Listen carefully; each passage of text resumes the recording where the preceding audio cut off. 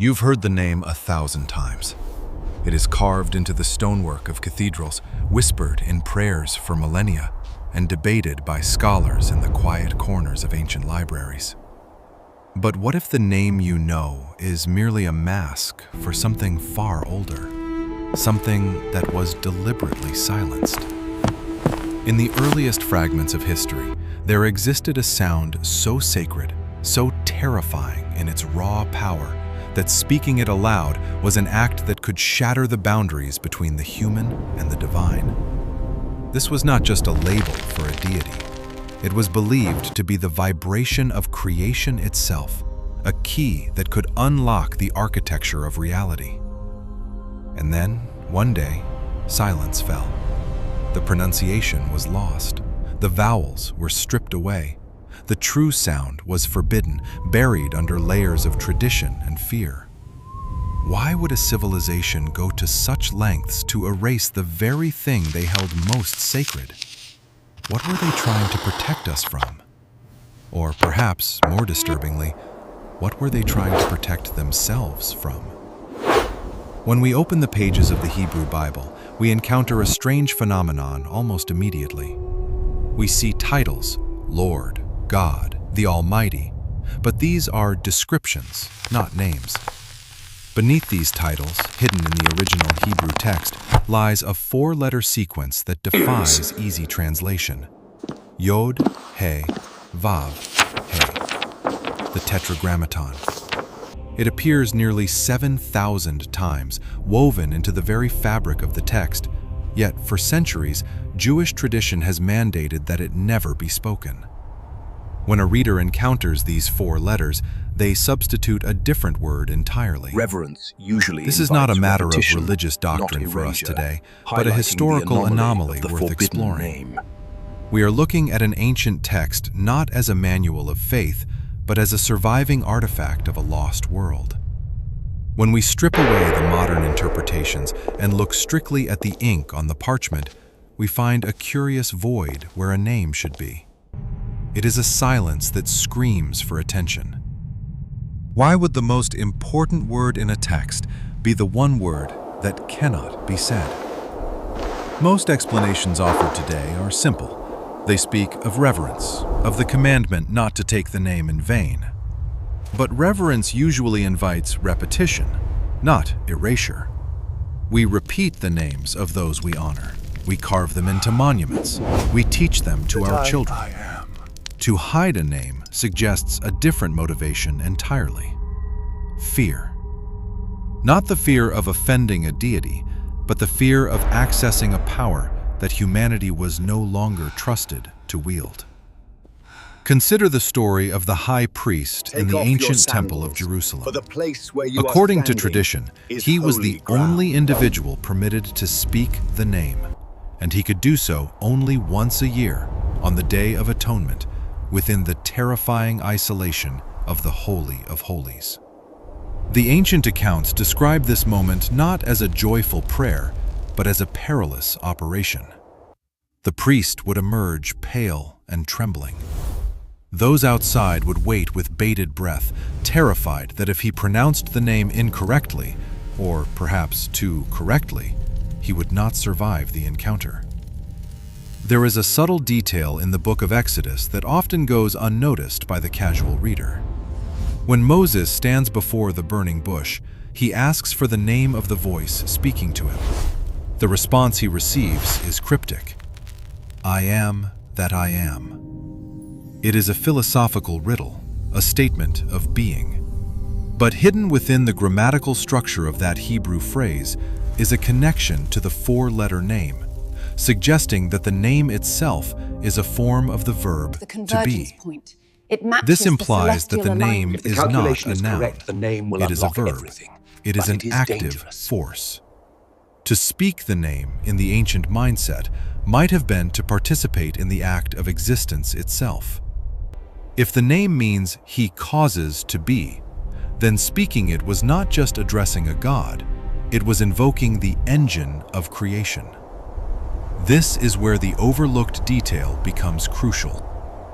If the name is a verb of creation, then the prohibition against speaking it takes on a much darker, more pragmatic tone. It wasn't about politeness, it was about containment. As we move beyond the standard biblical canon and examine the apocryphal writings and the mystic traditions of the Kabbalah, the picture becomes even more complex. The Sefer Yetzirah, or Book of Creation, not as a physical is one of the oldest texts of Jewish mysticism. But as a structure it describes built the from universe language. not as a physical construction of bricks and mortar, but as a structure built from language. It suggests that the letters of the alphabet are the building blocks of reality. In this worldview, the forbidden name was the master code. Ancient manuscripts suggest that the four letters, Yod, He, Vav, He, correspond to the four levels of existence. Language is not a tool for description, but a tool for manipulation. The four elements and the four worlds of the mystic cosmos. The correct pronunciation was said to align the speaker's breath. They must not know the true purpose of the temple, or everything we stand for will crumble. With the breath of the universe. Some scholars point to the Nag Hammadi library, a collection of Gnostic texts discovered in Egypt in 1945. The connection between the human mind and the divine source was open and flowing, which offer a radically different perspective on the God of the Old Testament. In these texts, names are treated as containers of power. To know the true name of a being was to hold authority over it, or at the very least, to stand as an equal. Sound is vibration, and vibration is energy. The Gnostics believed that the material world was a prison, and that the true, unknowable God was far above the creator deity of the physical realm. For them, the forbidden name might have been a password, a way to bypass the archons, the guardians of the material prison, and ascend to the true light. The Zohar, the foundational work of Kabbalah, takes this a step further. It speaks of the name as having been shattered. It suggests that in our current fallen state, the letters of the name are separated. The upper two letters are divorced from the lower two letters. The unification of the name is the ultimate goal of all existence. But here is the chilling implication. If the name is currently broken, then the reality we live in is also broken. To speak the name in its fullness would be to repair the world instantly, an event of such cataclysmic magnitude that the current world might simply cease to exist. Let us walk through the narrative as the ancient mystics might have understood it. Imagine a time before history, when the connection between the human mind and the divine source was open and flowing. In this era, language was not a tool for description, but a tool for manipulation. I cannot understand him. Pourquoi arrêtez-vous le travail? To say light was to create light. The ancient priests guarded this knowledge jealously. The alignment of the Sephirot confirms the sequence. It must be spoken now. The pronunciation, we have it. They understood that sound is vibration, and vibration is energy. We know from modern physics that everything is energy in motion. If you find the resonant frequency of a glass, you can shatter it with a voice. Now, imagine finding the resonant frequency of the fabric of space-time. We build toward the light, higher, stronger, united in the sight of the storm. The story goes that as humanity descended into corruption, the knowledge of the name became dangerous. It was no longer safe for the common man to hold the keys to creation, and so the vowels were removed. In the Hebrew language, the consonants are the body of the word, but the vowels are the soul, the breath that gives it life. By hiding the vowels, the priesthood turned a living, active power into an inert, lifeless statue. For centuries, the high priests passed the secret pronunciation down from father to son or master to pupil in whispers. But history is violent. Temples burn, priests are exiled, lines of succession are broken. Somewhere in the chaos of the Roman destruction of Jerusalem in the year 70 AD, It's not a the word chain you was speak with your snapped. mouth, The last man but a who knew state the of sound being you died, achieve. and the silence became permanent. Other doors, Or other did it? silences in the There historical are legends of record medieval that are alchemists just and as Renaissance deafening. magicians who spent their entire lives hunting for the lost pronunciation. They believed that if they could recover it, they could animate golem figures, cure all diseases, or transmute lead into gold. hidden inside the human mind, locked behind a door we have forgotten how to open. But these stories often end in madness or tragedy, as if the name itself defends against being found. But if the silence was finally broken, would we be ready for what comes next? Kaldorei Shalnar. Vectra Nishanar. Why was this knowledge so problematic? Why did the ancient sages feel the need to bury it so deep? It brings us to the concept of the closed loop of reality. If the universe is a simulation, or a construct, as the Gnostics believed, then the name represents the admin code. It is the command line access. Allowing a human, driven by ego, fear, and desire, to access the command line of reality is a recipe for A disaster. profound mystery. A word that is everywhere, yet nowhere. The prohibition was a firewall. It was a safety measure installed to prevent us from deleting our own existence. We see this anxiety reflected in the story of the Tower of Babel. Humanity unites, speaks one language, and attempts to reach the heavens. The response from the divine is immediate and severe: the confusion of languages. The ability to communicate perfectly, to resonate together, is stripped away. The forbidden name is the ultimate expression of that pre-Babel unity. It is fascinating to observe that this pattern is not unique to the Judeo-Christian tradition. In ancient Egypt, the god Ra had a secret name that no one knew.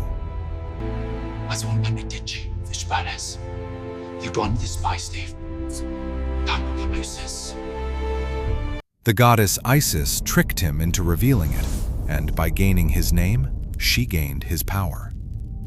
In Hinduism, the sound Om is considered the primordial vibration of the universe, a sound that encompasses all other sounds. In the Norse traditions, Odin hangs himself from the world tree for 9 days and nights as we continue to translate, to dig, and to listen, getting closer to the sound.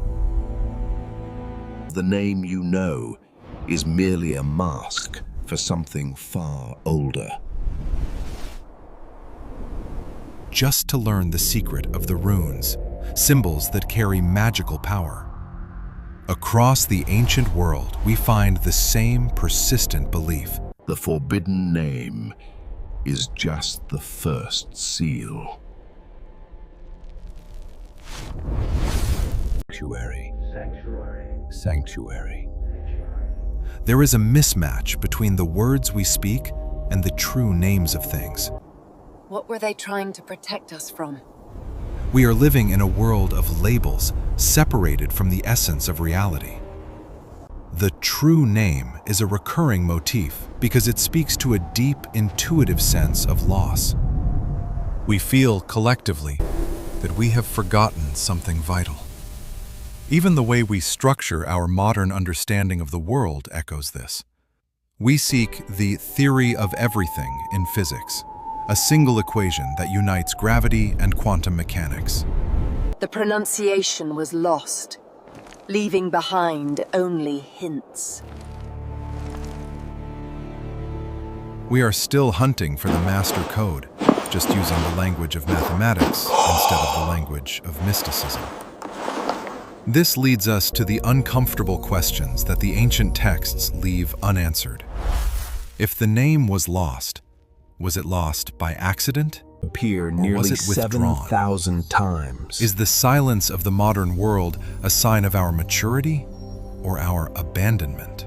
By the sacred rites, I invoke the name. Come forth, master of the shadowed stone. Consider the possibility that the loss of the name was actually a mercy.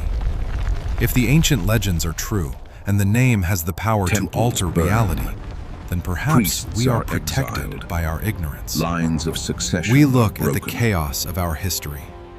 Take off your sandals, for the place where you are standing is holy ground.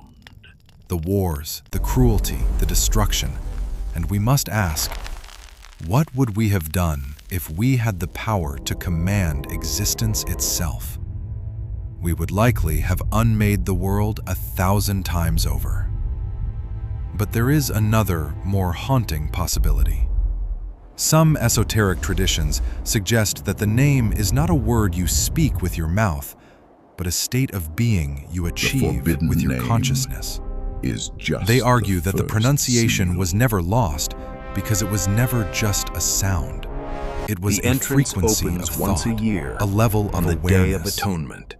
In this view, we cannot speak the name because we have not yet evolved into the kind of beings who are capable of The vibrating forbidden at that name level. is The just silence is the not a first punishment. seal.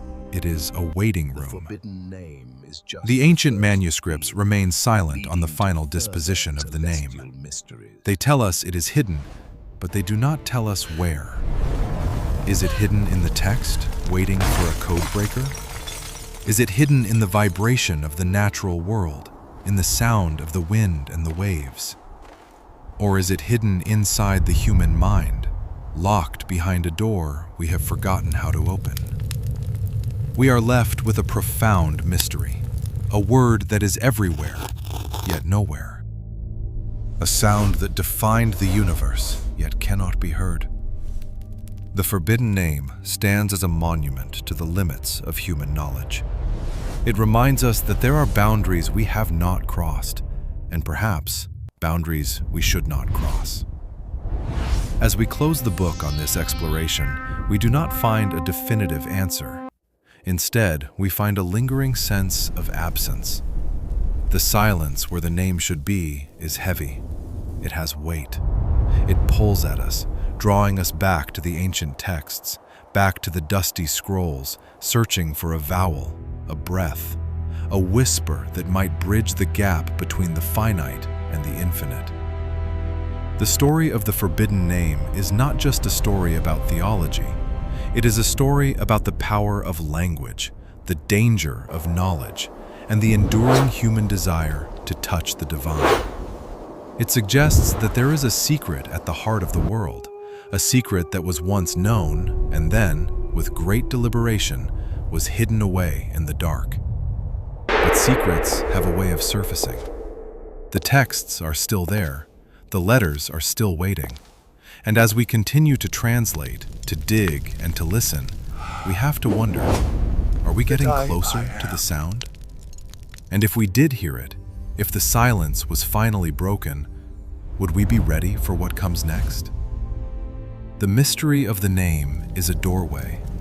We have stood at the threshold, peering into the shadows of the ancient past.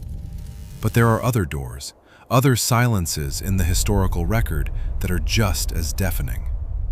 There is a reason why certain texts were burned, why certain prophets were silenced, and why entire civilizations seem to vanish overnight. The forbidden name is just the first seal.